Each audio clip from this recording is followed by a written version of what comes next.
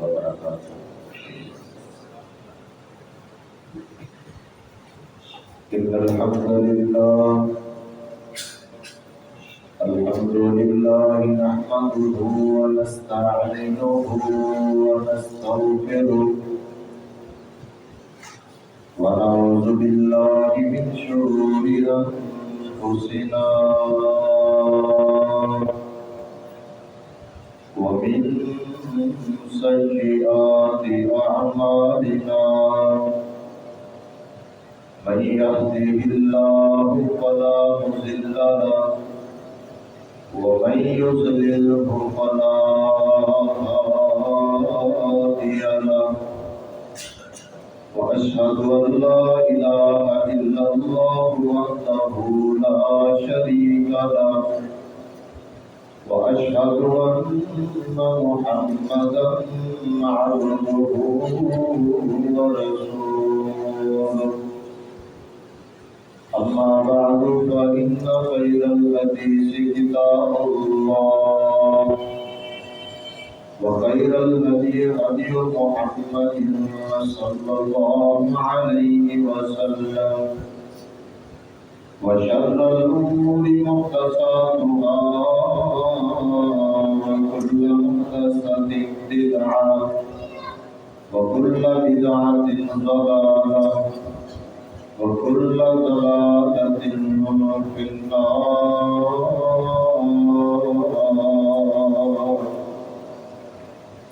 اللهم صل على محمد وعلى آل محمد كما صليت على إبراهيم وعلى آل إبراهيم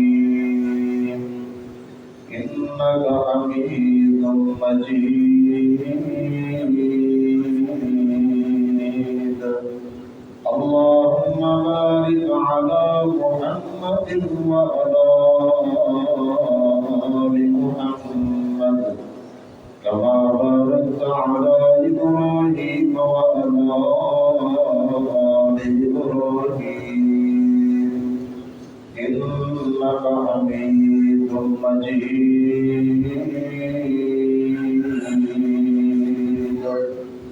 قال الله تبارك وتعالى: أعوذ بالله السميع العليم من الشيطان الرجيم. بسم الله الرحمن الرحيم. قوا أنفسكم وأهليكم نارا. رب اشرح لي صدري ويسر لي أمري واحلل عقدة من لساني يفقهوا قولي. رب زدني علما رب زدني فهما. سبحانك لا علم لنا إلا ما علمتنا إنك أنت العليم الحكيم.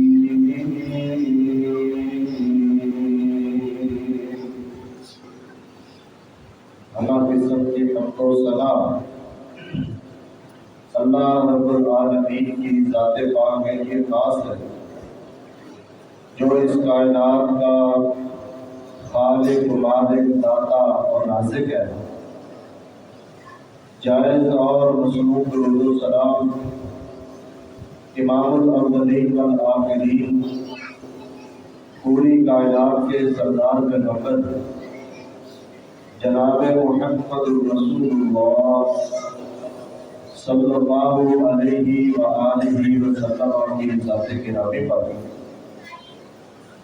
ذی وقار معزز سامعین و سامعات، گزشتہ کئی خطبات جمعہ سے ایک اہم موضوع کے حوالے سے میں نے چند گزارشات آپ کے سامنے رکھی ہیں کہ مسلمان ہونے کی حیثیت سے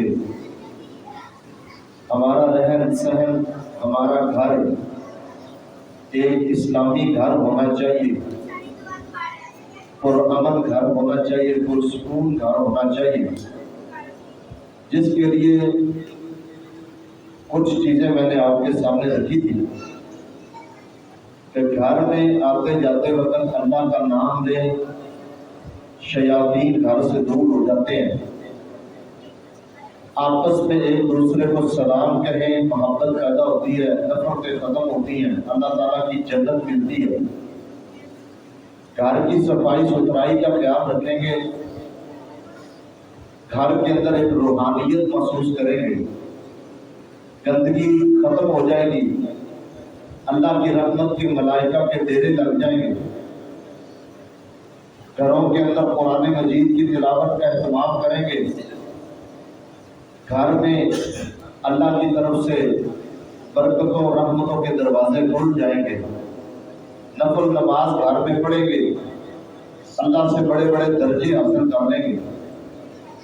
اس کے ساتھ ساتھ گزشتہ خطبہ جمعہ کے اندر نرمی اور برداشت کے حوالے سے میں نے چند بنیادی باتیں رکھی تھی کہ اگر بندہ اپنے اندر نرمی پیدا کر لے، برداشت پیدا کر لے، تحمل مزاجی اپنا لے، گھروں کے لڑائی جھگڑے پریشانیاں کافی حد تک ختم ہو جاتی ہیں، لڑائی جھگڑوں کی جڑ ختم ہو جاتی ہے جب ہر بندہ اپنے دل کو نرم کر لے، اپنی زبان نرم کر لے، اپنا لہجہ نرم کر لے، اپنے رویے اچھے کر لے اور اپنے اندر برداشت پیدا کر لے، تو اللہ تعالیٰ اس گھر کو جنت نما گھر بنا دیتے ہیں۔ گھر کے اندر انسان کی جو سب سے بڑی ذمہ داری ہے وہ انسان کے بچے ہیں۔ بچوں کی تربیت کے حوالے سے ایک مسلمان کو کتنا محتاط ہونا چاہیے، کتنا پابند ہونا چاہیے۔ ہمارے بچے یہ ایک خوبصورت فصل ہے، یہ ہمارے جو چھوٹے چھوٹے بچے ہیں یہ پنیری ہے، یہ اللہ نے خوبصورت فصل دی ہے ہمیں۔ اللہ رب العالمین نے قرآن مجید کے اندر فرمایا ہے نا، فَأْتُوا حَرْثَكُمْ أَنَّىٰ شِئْتُمْ، تمہاری بیویاں تمہاری کھیتی ہے۔ اس کھیتی کے اندر جب انسان بیج ڈالتا ہے تو اللہ کے فضل و کرم اور حکم سے اس میں سے فصل اگتی ہے۔ اس فصل کی حفاظت اور اس کی پہرہ داری یہ ہماری سب سے بڑی ڈیوٹی اور ذمہ داری ہے۔ ہمارے بچے یہ ہمارے لیے خوشیوں کے، شادمانیوں کے بہترین پھول اور کلیاں ہیں۔ گھر کے اندر جب بچہ پیدا ہوتا ہے پورا گھر خوش ہوتا ہے، خاندان خوش ہوتا ہے، ددیال ننیال سب خوش ہوتے ہیں۔ اللہ تعالیٰ نے اس گھر کے اندر رونق لگا دی ہے، اللہ تعالیٰ نے ان کے دل لگانے کا سامان دے دیا۔ اللہ تعالیٰ نے مرد عورت کے لیے، ماں باپ کے لیے بچے کی شکل میں اللہ نے اپنی نعمت عطا کی ہے، اپنا فضل اور کرم عطا فرمایا ہے۔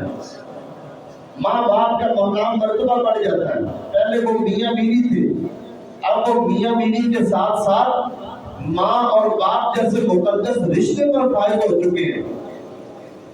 جب بچے کی پیدائش ہوتی ہے ایک آدمی باپ بن جاتا ہے، عورت ماں بن جاتی ہے، معاشرے کے اندر ان کی عزت، احترام، وقار بڑھ جاتا ہے، ان کی ذمہ داری، حقوق بڑھ جاتے ہیں۔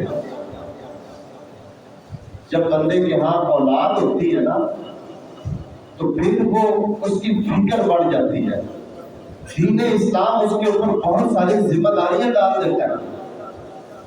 ہمارے بچے یہ ہمارے گلشن کے لہلہاتے، مسکراتے خوبصورت پھول ہوتے ہیں، جن پھولوں کی حفاظت کرنا، ان کی آبیاری کے لیے ہمہ وقت ان کی نگہبانی کرنا اور باغبانی کرنا یہ ہمارا سب سے بڑا فرض ہے۔ بالکل ایسے ہی ہے جیسے بندہ باغ کے پیڑوں پودوں کی، پھولوں کی، پھلوں کی نگہبانی کرتا ہے، خیال کرتا ہے، پہرہ داری کرتا ہے، ٹائم پر پانی دیتا ہے، ٹائم پر ان کو خوراک دیتا ہے، ان کی کاٹ چھانٹ کا خیال کرتا ہے، اور باہر سے حملہ آور ہونے والی چیزوں سے اس کو بچاتا ہے، سپرے کرتا ہے، ادویات کا استعمال کرتا ہے، کیڑے مکوڑوں سے بچاتا ہے، اس کے لیے بڑے بڑے جتن کرتا ہے، مہنگی سے مہنگی کھادیں استعمال کرتا ہے، ادویات استعمال کرتا ہے، تاکہ یہ میرا لگایا ہوا پودا، میرے باغ کے اندر اگا ہوا یہ درخت، یہ پیڑ، یہ تناور درخت بن جائے، سایہ دار درخت بن جائے، پھلدار درخت بن جائے، اور میں اس سے پھل حاصل کروں، میں اس سے اناج اور غلہ لوں۔ ایک کسان، ایک باغبان اپنی کھیتی کی، اپنے باغ کی کتنی حفاظت کرتا ہے، اپنا خون پسینہ لگا دیتا ہے، اپنے آرام کو ترک کر دیتا ہے، گرمی سردی کی پرواہ نہیں کرتا، اپنی طبیعت کی پرواہ نہیں کرتا، اس کو صبح و شام ایک ہی فکر ہے کہ میری کھیتی، میرا باغ اچھا ہونا چاہیے، اس کا پھل اچھا ہونا چاہیے، اس کی مقدار کوالٹی اچھی ہونی چاہیے۔ وہ ہر اعتبار سے اس کی حفاظت کرنے کی کوشش کرتا ہے۔ بالکل ایسے ہی اللہ تعالیٰ نے ان بچوں کی شکل میں ہمیں پھل دیا ہے۔ یہ فصل ہے جو اللہ تعالیٰ نے گھر میں دے دی ہے۔ اب ان کی حفاظت، ان کا خیال کرنا، ان کو زہر آلود چیزوں سے بچانا اور ان کو نقصان دہ چیزوں سے دور رکھنا، ان کی تربیت کرنا، دنیا آخرت کے لیے ان کی بھلائی اور کامیابی کامرانی کی ساری ذمہ داری ایک باپ اور ماں کے اوپر آ جاتی ہے۔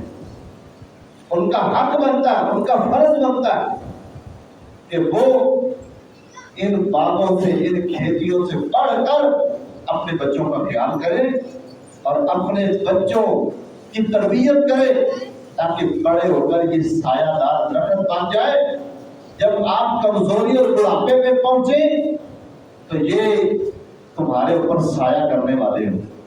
یہ سایہ کرنے والے تبھی ہوں گے جب ہم نے ان کا خیال کیا ہوگا، ان کی تربیت کی ہوگی، ان کو سمجھایا بجھایا ہوگا، ان کو صحیح انسان بنانے کی، مسلمان بنانے کی پوری کوشش کی ہوگی، تبھی یہ جا کر بڑے ہو کر جب ان کو سن رشد کو پہنچ جائیں گے، شعور کی عمر کو پہنچ جائیں گے، تو پھر بے اختیار ان کی زبانوں سے یہ کلمات نکلیں گے، رب ارحمہما کما ربیانی صغیرا۔ یہ دعائیں لینے کے لیے اور یہ ساری فضیلتیں حاصل کرنے کے لیے ایک ماں اور باپ کی بڑی زبردست قسم کی ذمہ داری ہے۔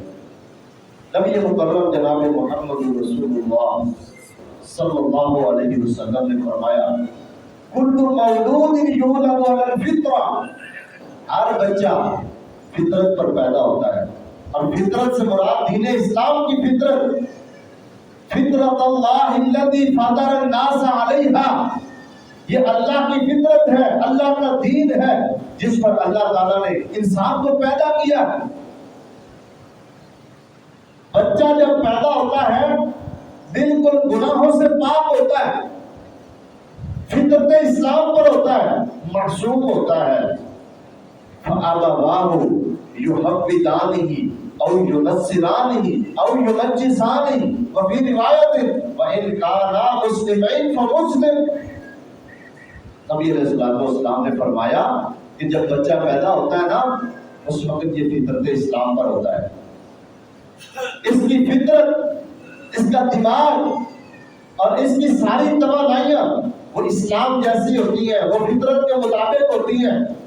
اس لیے کہ ان کو پیدا کرنے والی ذات بڑی عظیم ہے، وہ رب ان کو اس دین کی فطرت پر پیدا کرتا ہے جو دین ان سے چاہتا ہے، جس دین کا وہ مطالبہ کرتا ہے۔ جس اسلام شریعت کا مطالبہ رب تعالیٰ کرتے ہیں نا، اللہ تعالیٰ اسی پر ایک بچے کو پیدا فرماتے ہیں۔ پھر اس کے بعد کیا آتا ہے؟ اس کے والدین اس کو یہودی بنا دیتے ہیں، اور یونسرانی یا اس کو عیسائی بنا دیتے ہیں، اور یومجسانی یا اس کو مجوسی بنا دیتے ہیں۔ اور ایک روایت میں آتا ہے وَإِنْ كَانَا مُسْلِمَيْنِ فَمُسْلِمٌ، اگر اس کے والدین مسلمان ہو تو بچہ مسلمان ہوتا ہے، بچہ مسلم ہے۔ بچہ اپنے والدین کے دین پر ہوتا ہے، اپنے والدین کی شریعت پر ہوتا ہے۔ جیسے جیسے وہ نشو و نما پاتا ہے، بڑا ہوتا ہے، تربیت حاصل کرتا ہے، جیسے اس کے والدین اس کو سکھائیں گے، سمجھائیں گے، جو کچھ اس کے سامنے کریں گے، بچہ بڑا ہو کر وہی کچھ کرے گا، اسی دین پر ہوگا، وہی باتیں کرے گا، وہی دین پیش کرے گا، وہی اسلام آگے پہنچائے گا، اور اسی اسلام پر قائم ہوگا، اسی دین پر قائم ہوگا جس دین پر اس کے والدین ہیں۔ تو بچے کو صحیح مسلمان بنانا، اللہ نے اس بچے کو دنیا میں بھیج دیا ہے، وہ رب ہے۔ آپ کو پتا ہونا چاہیے کہ رب کا لفظ مجازی طور پر مخلوق کے لیے بھی بولا جاتا ہے، رب المال، مال کا مالک۔ تو یہ مجازن، یہ چھوٹے بچوں کے والدین یہ مجازی طور پر اپنے بچوں کی تربیت کے لحاظ سے ان کے رب ہی ہوتے ہیں۔ ربیانی کثیرا صغیرا، وہ پالتے ہیں، ان کی تربیت کرتے ہیں۔ تو اللہ رب العالمین نے ان کو فطرت پر پیدا کر دیا۔ اب میری اور آپ کی ذمہ داری، ماں اور باپ کی ذمہ داری بنتی ہے کہ ہم نے بچے کو کس طرف لے کے جانا ہے، بچے کو کس طرف بڑا کرنا ہے، بچے کی تربیت کیسے کرنی ہے۔ تو بچے یہ والدین کے لیے اللہ رب العالمین کی طرف سے بڑی نعمت ہے، بڑا انعام ہے۔ اور ایک فطری طور پر یہ جذبہ ہے کہ والدین ہمیشہ، ہر ماں اور باپ کوشش کرتے ہیں کہ ہمارے بچے کا جو مستقبل ہے وہ بہت روشن ہو، اچھا ہو، اس کی تمنا کرتے ہیں، بڑی بڑی تمنائیں ان کے دل میں ہوتی ہیں۔ چھوٹا بچہ پیدا ہوتا ہے نا، بندے کے دل کے اندر تمنائیں، خواہشات، انگڑائیاں لینی شروع کر دیتی ہیں۔ اس کے دل میں یہ خیال آتے ہیں میں بچے کو بڑا ہو کر، جب یہ بڑا ہوگا میں بچے کو یہ بناؤں گا، میں بچے کو اس طرح کا بناؤں گا انسان۔ ایک ماں اور باپ کی یہ دلی خواہش ہوتی ہے کہ میرے بچے کا مستقبل روشن ہونا چاہیے، آنے والا وقت اس کا بہترین ہونا چاہیے، وہ بچہ بڑا ہو کر میری عزت کا سبب بنے، خاندان کی عزت کا باعث بنے، ملک و قوم کے لیے ترقی کا اور عزت کا سبب بنے، دنیا اور آخرت کے اندر کامیابی اور بھلائی کا ذریعہ بنے۔ اور یہ ماں اور باپ کی خواہش ہونی چاہیے، لیکن یہ صرف ہماری خواہشات تک رہ جاتی ہے، اس کے لیے عملی طور پر اقدام ہم نہیں کرتے، کوشش نہیں کرتے، محنت نہیں کرتے، اس کے تقاضوں کو پورا نہیں کرتے، اور یہی وجہ ہے کہ ہماری خواہشیں پھر دھڑی کی دھڑی رہ جاتی ہیں۔ خواہش تو ہم کرتے ہیں کہ میرا بچہ بڑا ہو کر حافظ قرآن بنے گا، عابد دین بنے گا، بہت بڑا دائی بنے گا۔ کچھ لوگوں کا ذہن ہوتا ہے میرا بچہ بہت بڑا بزنس مین بنے گا، بہت بڑا سٹار بنے گا، مختلف طرح کی ترجیحات سے اور اپنی جو زیادہ جس طرف میلان ہوتا ہے طبیعت کا، اس طرح کی خواہشات مختلف ہوتی ہیں۔ اگر میں چاہتا ہوں میرا بچہ ایک دین کا دائی، مبلغ اور دین کا بڑا عالم بنے، قرآن مجید کا حافظ بنے، اور میں اس کی تربیت پر کوئی توجہ نہیں دیتا، اس کو ٹائم نہیں دیتا، اپنے بچے کا خیال نہیں کرتا، اس کو دینی تعلیم کی طرف ڈگاتا نہیں، دین کو اہمیت نہیں دیتا، اسلام کو حقیر سمجھتا ہوں، دینی علم کی قدر نہیں کرتا، میرا بچہ دین کی طرف تو نہیں آئے گا، وہ دین اسلام کا بڑا دائی، مبلغ اور خطیب تو نہیں بنے گا، وہ ایک بڑا عالم دین تو نہیں بنے گا، متنفر ہوگا۔ عملی طور پر جو خواہش دل میں رکھتے ہیں، اچھی خواہش رکھیں اور اس کے مطابق اپنے بچوں پر محنت کریں۔ بچے کو جس طرف لگا دیں گے اسی طرف لگ جائے گا۔ اللہ نے قرآن مجید کے اندر یہ فرمایا ہے قُوْ أَنفُسَكُمْ وَأَهْلِيكُمْ نَارًا۔ ایک مسلمان ماں اور باپ کی سب سے بڑی کامیابی یہ ہے کہ جب ان کے ہاں بچہ پیدا ہوتا ہے اس بچے کو دین اسلام کا شعور دے دے، اس بچے پر اتنی زیادہ محنت کرے، اس کی اتنی زیادہ تربیت کرے کہ وہ بچہ دنیا اور آخرت کے اندر اپنے لیے بھی اور اپنے والدین کے لیے سعادت کا باعث بن جائے، خوش بختی کا باعث بن جائے، نجات کا ذریعہ بن جائے، اور تمام کی تمام دنیا آخرت کی بھلائیاں سمیٹنے والا بن جائے۔ ایک مسلمان ماں اور باپ کی سب سے بڑی خواہش یہ ہوئی ہے۔ دین اسلام سے بڑھ کر، انسان کے ایمان سے بڑھ کر دنیا کے اندر کوئی دولت نہیں۔ آپ دیکھتے ہیں کافروں کے پاس آپ سے کہیں زیادہ مال ہے۔ اللہ نے کافروں کو بہت مال دیا ہے، دنیا کی بڑی آسائشیں دی ہیں، دنیا کی بڑی سہولیات دی ہیں۔ آپ وہ سہولیات سوچ بھی نہیں سکتے، اور وہ جدید تر جو ان کے پاس سہولیات، ٹیکنالوجی اور اس طرح کی چیزیں ہیں، ہمارے وہم و خیال اور حاشیہ خیال میں کبھی نہیں گزری جو کافر استعمال کر رہے ہیں، جو غیر مسلموں کے پاس ہے۔ لیکن یہ دنیا ہے، اللہ نے ان کو دنیا میں دیا، ان کی محنت، ان کی کوشش کا وہ دو صرف دنیا کے لیے، اور اللہ کو دے رہا، اللہ تعالیٰ ان کو زیادہ دے رہا۔ الدنیا سجن المؤمن وجنت الکافر۔ آپ نے فرمایا دنیا تو مومن کے لیے قید خانہ ہے، یہ کافر کے لیے یہی جنت ہے۔ اللہ تعالیٰ سارا کچھ یہی دنیا میں اس کو دے دیتا ہے۔ ایک مسلمان، ایک مومن، ایک اسلام پسند، دین پسند بندے کی یہ خواہش قطعاً نہیں ہونی چاہیے کہ میرا بچہ دیندار بنتا ہے بنے، نہیں بنتا نہ بنے، نمازی بنتا ہے بنے، نہیں بنتا نہ بنے، کم از کم اس کا بزنس اچھا ہونا چاہیے، اس کے پاس مال اچھا ہونا چاہیے۔ کوئی مسلمان یہ خواہش نہیں رکھتا، اور ایسا بندہ جو صرف یہی خواہش کرتا ہے وہ اپنے آپ کو مسلمان کہلانے کا حقدار نہیں ہے۔ اس کی سوچ ہی بڑی چھوٹی ہے، اس کی سوچ انتہائی نکمی ہے، اس کی سوچ صرف دنیا تک محدود ہے۔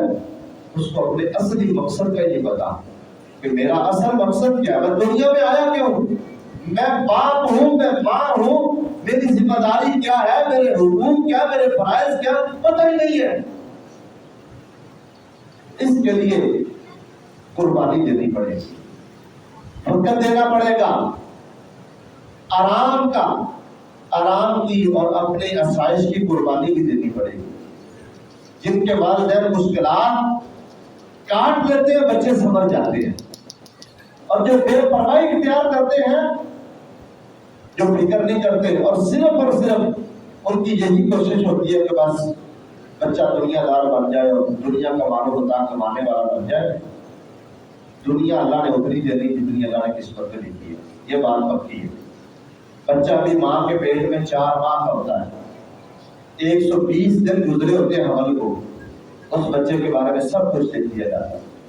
اس کی عمر کتنی ہوگی، اس کو اللہ تعالیٰ دولت اور مال کتنا دے گا، یہ بچہ خوش بخت ہوگا، بدبخت ہوگا، کیسا ہوگا، یہ سب کچھ لکھ دیا جاتا ہے۔ دنیا کے ساتھ ساتھ اپنے بچوں کی آخرت کی فکر کرے اور اپنی آخرت کی فکر کرے۔ اللہ نے قیامت والے دن پوچھنا ہے ہم سے، کلکم راع وکلکم مسئول عن رعیتہ، ہر بندہ مسئول ہے۔ اللہ نے اس کو، ہر بندے کو چھوٹی بڑی درجہ بدرجہ مسئولیت عطا کی ہے۔ اللہ نے اس کے بارے میں سوال کرنے کا، پوچھ لینا ہے۔ میں نے تجھے تیرے گھر کا مسئول بنایا تھا، ذمہ دار بنایا تھا، راعی بنایا تھا، جواب دے مجھے۔ اور سب سے پہلے حدیث کے اندر آتا ہے فَالرَّجُلُ راعٍ فِي أَهْلِهِ، آدمی اپنے گھر والوں کا سب سے بڑا مسئول ہوتا ہے، سب سے بڑا ذمہ دار اپنے گھر والوں کا، اور سب سے پہلے یہی پوچھا جانا ہے۔ تو اس کے لیے ہمیں وقت دینا پڑے گا۔ بچے صرف تعلیم کے ساتھ مہذب نہیں بنتے، یہ بات ذہن میں رکھیں۔ ہم کوشش کرتے ہیں جب بچہ پیدا ہوتا ہے، بڑا ہو جاتا ہے، اس کو اچھے اسکول میں داخل کرواتے ہیں، اچھے ادارے میں بھیجتے ہیں، بھاری فیس ادا کرتے ہیں، کوشش کیا ہوتی ہے بچے کی تعلیم اچھی ہو، بچے کی تعلیم کا معیار بہتر ہو، اور اس کو صرف اور صرف اسی کے اندر ہم پھنسائے رکھتے ہیں، اس پر اپنے اثرات نہیں چھوڑتے۔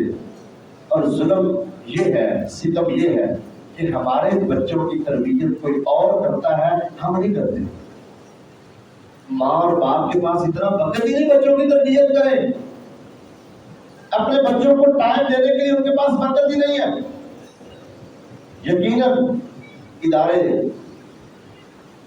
مدرسے بچوں کی تربیت کرتے ہیں اور کچھ صرف تعلیم ہی دیتے ہیں، لیکن جو نقش ماں اور باپ کا بچے کے اوپر پڑتا ہے نا، اور جو نقوش وہ چھوڑتے ہیں، وہ کوئی استاد نہیں چھوڑ سکتا۔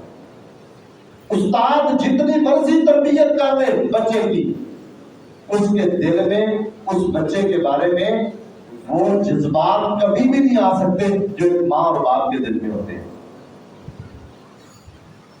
اساتذہ مربی ہوتے ہیں، تربیت کرتے ہیں، خیر خواہی بھی کرتے ہیں، اور بچوں کا بڑا خیال بھی کریں گے، ان کی تربیت کی کوشش بھی کریں گے، ان کے درد کو محسوس بھی کریں گے، لیکن جو درد ایک ماں کو ہوتا ہے، ایک باپ کو محسوس ہوتا ہے، وہ اس کے استاد کو محسوس نہیں ہوتا۔ ہمارے بچوں کا وقت اتنا مصروف ہے کہ ماں اور باپ کے پاس بھی وقت نہیں ہے بچوں کو دینے کے لیے، اور بچوں کے پاس بھی وقت نہیں کہ وہ ماں باپ کے پاس بیٹھے۔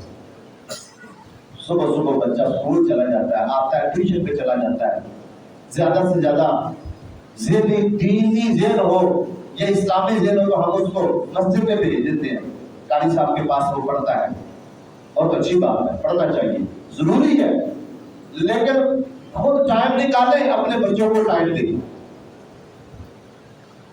اپنے بچوں کو کم از کم یہ تو بتائیں کہ ہم آپ کے ماں اور باپ ہیں، ہمارا کیا فرض ہے، ہماری کیا ذمہ داری ہے، بچے کی صفت متعین کریں۔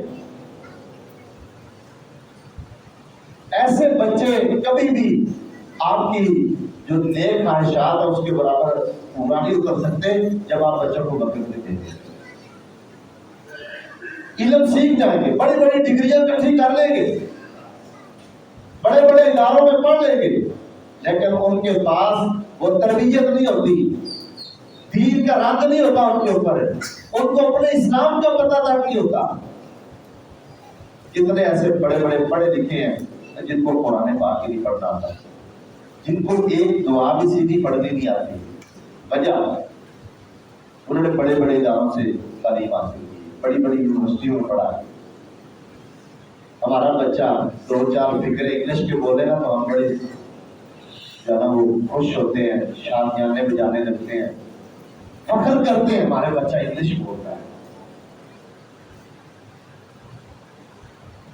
یہ علم ہے، یہ فن ہے، آتا بچے کو اچھی بات ہے، خوش ہو، لیکن کیا بس اسی پر اتفاق کر لیں؟ نہیں، ان کی تربیت پر فوکس کریں، خود ٹائم دیں اپنے بچے کو، اور یہ ٹائم کب سے دینا ہے، اس کے لیے کیا مراحل ہیں؟ جب بچہ 7 سال کا، 10 سال کا، 15 سال کا ہو جائے گا تب نہیں۔ بچہ جب ابھی ماں کے پیٹ میں حمل ٹھہرتا نا، اسی وقت سے بچے کی تربیت شروع ہو جاتی ہے۔ دین اسلام تو کہتا ہی ہے، آج کی سائنس بھی یہ کہتی ہے کہ جب بچہ اپنی ماں کے پیٹ میں 4 ماہ گزار لیتا ہے نا، 120 دن گزر جاتے ہیں اس حمل کو، اللہ تعالیٰ نے اس بچے کے اندر کچھ شعوری احساسات رکھ دیتے ہیں۔ اب وہ بچہ ماں کے اوپر جو اثرات ہوتے ہیں وہ بچے کے اوپر بھی ہوتے ہیں۔ اگر ماں پریشان ہے نا، اس کی پریشانی کا اثر بچے پر بھی پڑے گا، اگرچہ وہ ماں کے پیٹ میں ہے۔ اگر ماں خوش ہے تو اس کی خوشی کے جذبات وہ بچہ بھی محسوس کرتا ہے۔ ماں اگر دیندار ہے اور قرآن و سنت کی پابند ہے، نماز روزے کی پابند ہے، اس کا اثر بچے پر جائے گا پیٹ میں، اسی وقت سے تربیت شروع کر دیں۔ بلکہ ہمارا دین تو بڑا خوبصورت دین ہے، ہمارا دین تو اتنی بھی رہنمائی کرتا ہے کہ جب ایک مرد اور عورت آپس میں ملاپ کرتے ہیں تو ان کو کیا کیا احکامات کا خیال کرنا چاہیے، اس کے کیا آداب ہیں، کیا دعائیں ہیں، ان سب کا اہتمام کریں، تاکہ آپ ایک مقدس جو ہے نا وہ اولاد پیدا کرنے کا اگر ارادہ رکھتے ہیں اور اللہ تعالیٰ سے جو امید رکھتے ہیں، دیکھا نا ہم دعائیں کرواتے ہیں کرتے ہیں نیک اولاد اللہ تعالیٰ دے، اچھے بچے دے، لیکن اس کے لیے جو شریعت عملی اقدام بتائے وہ ہم کرنے کے لیے تیار نہیں، پتہ ہی نہیں ہے بات۔ اسلام نے ایک مرد اور خاتون کے، میاں اور بیوی کے وہ شب باشی کے حقوق بتائے ہیں، مباشرت کے حقوق بتائے ہیں، اس کا طریقہ خیال رکھنا بتایا، دعاؤں کا اہتمام کرنا سکھلایا۔ نبی علیہ الصلوۃ والسلام نے فرمایا جب بندہ وہ دعا پڑھ لیتا ہے، اگر اسی صحبت کے نتیجے میں بچہ پیدا ہو جائے تو اللہ تعالیٰ نیک بچہ عطا کرتا ہے، سعادت مند بچہ دیتا ہے، شیطان کے حملوں سے بچ جاتا ہے۔ اسی وقت سے اپنے بچے کی تربیت شروع کریں۔ شکاگو امریکہ کے اندر ایک جگہ ہے، اس کی یونیورسٹی ہے، اس کا ایک لیکچر دے رہا ہے بچوں کی تربیت پر۔ جب اس کا لیکچر ختم ہوتا ہے تو ایک خاتون اس سے سوال کرتی ہے کہ ہم اپنے بچوں کی تربیت کب شروع کریں؟ اس نے کہا کہ تیرے ہاں کتنی مدت بعد بچہ پیدا ہوگا؟ اس نے کہا میرا بچہ تو 5 سال کا ہو چکا ہے، پیدا ہو چکا ہے، 5 سال کا ہو چکا ہے۔ اس نے بڑا تعجب کیا، اس نے کہا تم نے 5 سال ضائع کر دیے اور پوچھ رہی ہے بچے کی تربیت کب کرنی ہے؟ ہماری شریعت اس سے پہلے بتا چکی ہے کہ بچے کی تربیت شادی والے دن سے شروع کر دیں۔ جب ایک ماں اور باپ خواہش رکھتے ہیں کہ ہمارے ہاں اولاد ہو، اسی خواہش سے بچے کی تربیت شروع، بچہ ماں کے پیٹ میں اس کی تربیت شروع۔ وہ ماں جس کے پیٹ میں بچہ ہے اس کی بڑی ذمہ داریاں ہیں، اس کو بہت ساری چیزوں کا خیال رکھنا پڑتا ہے۔ جتنی زیادہ وہ دیندار ہوگی، جتنی زیادہ قرآن مجید کی وہ تلاوت کرے گی، آپ کے بچے کے اوپر اثرات پڑے گی۔ اسی لیے کہتے ہیں نا ڈاکٹر حضرات، جب عورت کے یہاں حمل ٹھہر جائے اس کو تنگ نہ کرو، اس کو تکلیف نہ پہنچاؤ، اس کو پریشان مت رکھو، اس لیے کہ اس پریشانی کا اثر اس کے بچے پر پڑتا ہے۔ تو جتنی عورت روحانیت والی ہوگی، نیک ہوگی، قرآن و سنت کی پابند ہوگی، نماز روزے کا اہتمام کرے گی، اذکار کا اہتمام کرے گی، نیک ہوگی، اس نیکی کا، اس قرآن کا، اس نماز کا، اس دینداری کا اثر اس کے بچے پر پڑے گا جو کہ پیٹ میں ابھی دنیا کے اندر نہیں آیا۔ اپنے بچوں کی تربیت یہاں سے شروع کریں، یہ ہمارے لیے ضروری ہے۔ اللہ تعالیٰ ہمیں سمجھنے کی توفیق عطا فرمائے۔ یہ بہت بڑا ہمارا فرض ہے ایک ماں اور باپ ہونے کی حیثیت سے۔ یہ بچے جانوروں کے بچے نہیں ہیں، یہ پرندوں کے بچے نہیں جو خود بخود سارا کچھ کرتے۔ صرف ایک مخلوق ایسی ہے جس کو اپنے بچوں کو اداروں کے اندر بھی بھیجنا پڑتا ہے، اس کو تعلیم و تربیت کے لیے محنت کرنا پڑتی ہے، اور وہ مخلوق صرف انسان ہے۔ اس کے علاوہ پرندوں کو کسی ادارے میں اپنے بچوں کو نہیں بھیجنا پڑتا، کسی اکیڈمی میں نہیں بھیجنا پڑتا۔ جو حشرات زمین پر رینگتے ہیں ان کو بھی یہ محنت نہیں کرنا پڑتی، جو جانور، جو درندے دنیا کے اندر ان کو بھی یہ محنت نہیں کرنا پڑتی، یہ صرف انسان کو محنت کرنا پڑتی ہے۔ اور یہ انسان کی ذمہ داری ہے کہ وہ اپنے بچوں کی تعلیم و تربیت کے لیے فکر مند ہو، ٹائم نکالے اپنے بچوں کو وقت دے، تب جا کر یہ مہذب انسان بنیں گے اور یہ ہمارے لیے مستقبل کے اندر فخر کا سبب بنیں گے، کامیابی کا ذریعہ بنیں گے، عزت کا ذریعہ بنیں گے۔ اور اگر ہم نے ان کو ضائع کر دیا پھر بدنامی ہے، پھر جو ہے نا وہ معاشرتی ذلت ہے، دنیا میں بھی ذلت، اور اللہ نہ کرے آخرت کے اندر بھی رسوائی اور ناکامی نہ ہو۔ انشاءاللہ تعالی اس حوالے سے مزید گزارشات آئندہ خطبات جمعہ میں ذکر کریں گے. اللہ تعالیٰ ہمیں توفیق عطا فرمائے اور اللہ تعالیٰ ہمارے لیے ایسے اسباب اور وسائل پیدا فرمائے کہ ہم اپنے بچوں کی بہترین تربیت کر سکیں، نگرانی کر سکیں اور اس فصل کی حفاظت کر سکیں، ان پھولوں کی حفاظت کر سکیں. وآخر دعوانا الحمدللہ.